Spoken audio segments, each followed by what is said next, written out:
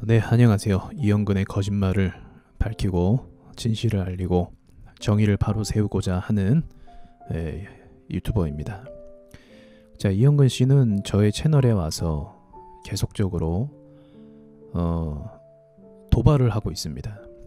도발이라고 표현한 것도 굉장히 높게 표현한 거죠. 사실은 굉장히 저질스러운 댓글을 달고 있습니다.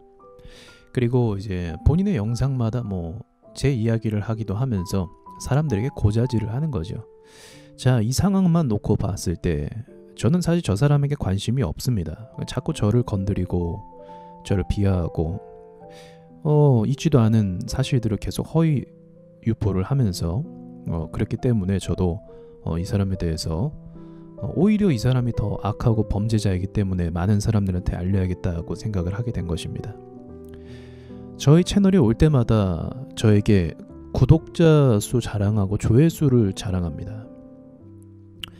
그러니까 자유민주주의 애국자라고 하면서 실제로는 자신의 구독자를 굉장히 좋아하는 거죠. 구독자가 늘어나는 것에 대해서. 저 사람은 이 나라가 지금 이 정권이 저 사회주의 체제에 어떤 삼키려는 그 의도가 있음에도 불구하고 구독자 자랑하기에 바쁩니다. 정말 정신 나간 거죠.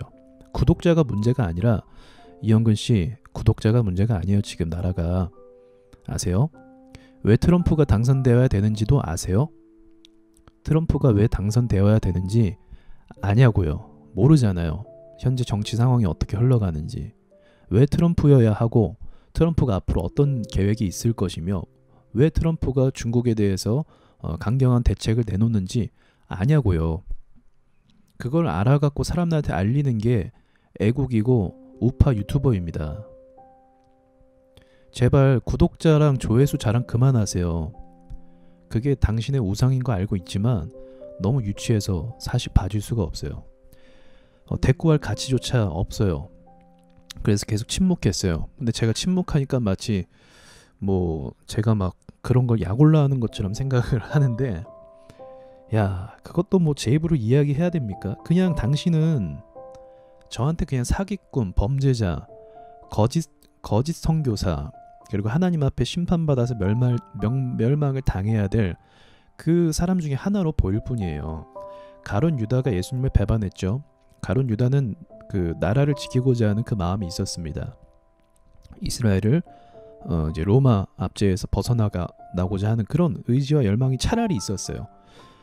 제가 왜 가룟 유다를 이야기하냐면 당신은 가룟 유다만도 못한 인간이라서 그렇게 이야기하는 겁니다. 당신은 나라를 생각하는 것도 아니고 돈만 생각하죠. 그래서 당신이 있었던 교회 목사님에게 그렇게 이야기했죠. 난 돈 많이 벌어서 성공할 거다.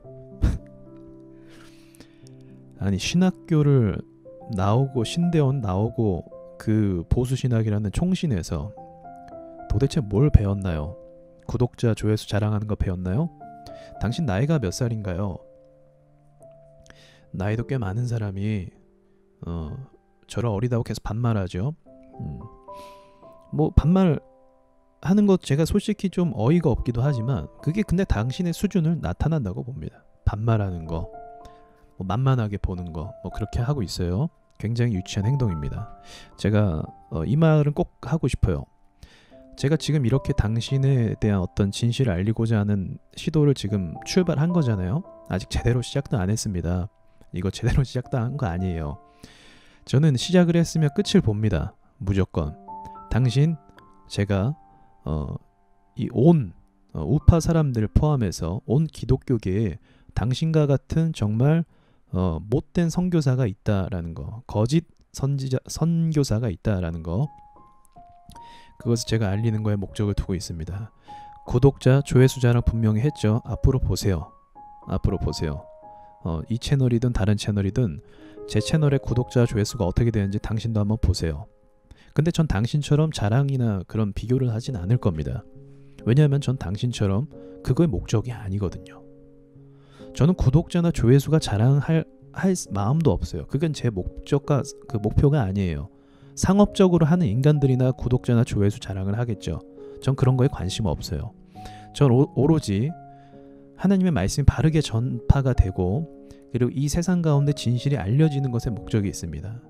하나님께서 제 마음 중심을 보시고 하나님께서 그것을 알리기 원하신다고 한다면 거기에 대한 구독자나 조회수는 따라갈 것입니다. 근데 그렇지 않아도 상관은 없어요.